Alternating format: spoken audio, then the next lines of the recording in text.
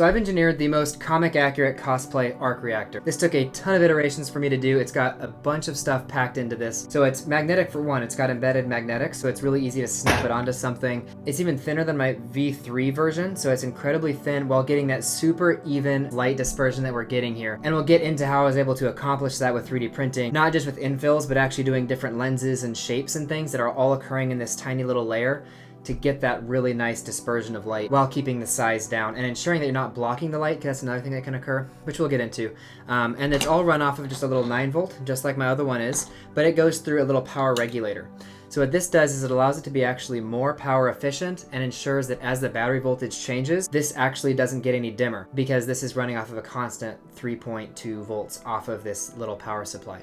It's also flexible, so if you wanted to cut off this 9-volt and put on your own battery, this can take from 5 to 20 volts. So it's really nice that you can, if you have a 12-volt battery that you really want to use for cosplay or something, you can hook it up to it. And you can really easily turn it on and off with this little switch embedded on the side of that regulator there. But even when it's off, you can see how good this little guy looks. The real copper windings really help this little guy shine. And I did have custom PCBs created exclusively for this project. So let's go ahead and go back to the light dispersion. So there's two different simple ways that you can get light dispersion. One is to make your outer lens that's frosted further from your light source. That wasn't an option because it has to be thin, so I couldn't just make the lens, 2 inches away to have that equal light dispersion. The other way is to add different types of infill inside your ring to help to refract the light and disperse it more. The problem is that every time you bounce that light around, the filament is going to be absorbing a little bit more of that, and so you're going to have to up the power to get the same amount of brightness. So my solution was actually to embed 2 little lenses, and they actually peak right above the center of the LED.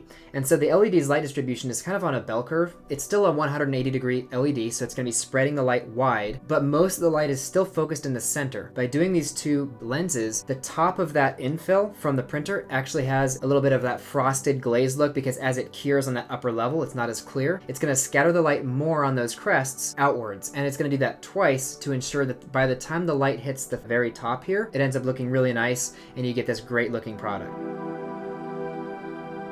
So the next step to ensuring this low profile was actually creating my own custom PCBs, like I mentioned. So this helps save me from making a bunch of different wires and resistors and things all floating around. I can just solder it to this and clamp that to my arc reactor with the coils themselves. And I even made the silk screen on this white, and the reason I did that, again, I'm doing a really holistic engineering approach where everything has a purpose in this design to make it look the way it does. The white silk screen helps reflect any extra light that's reflected back from the arc ring back into the arc ring itself. So again, we can get this really nice looking diffusion. Don't be afraid to learn some simple electronics. I always encourage folks, try something new. Try circuit design CAD programs. They're a lot simpler than you might think. You create your schematic, you switch to a board layout, you drag and drop your pieces where you want them to go, route the traces, and then you cut out your shape that you want. So if you want to end up getting your own PCBs made, I recommend going through PCBWay. They are ultimately who I've settled upon. They have a ton of configurations available, which is really important for makers like me that wants to have full control over how the chip turns out, like having a white silk screen. That was obviously very important to me.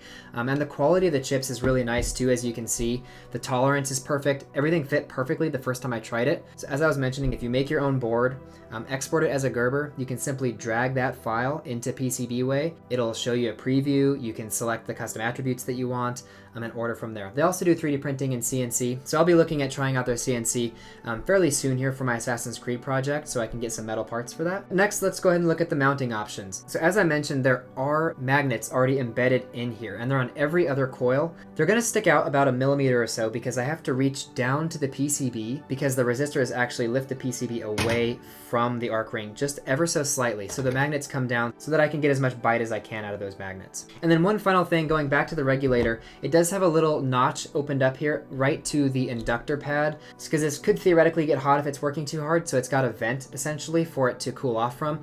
I've never had these heat up. I've been running these for hours off of 9 volts just fine, so I would recommend, as I've tested mostly around these voltages, to get a battery that's like 8.4 volts. There's a lot of rechargeable batteries in that range. 12 volts should be fine too. I'm just recommending based on my personal testing of these guys here. But there is an opening there in case it ever does get warm.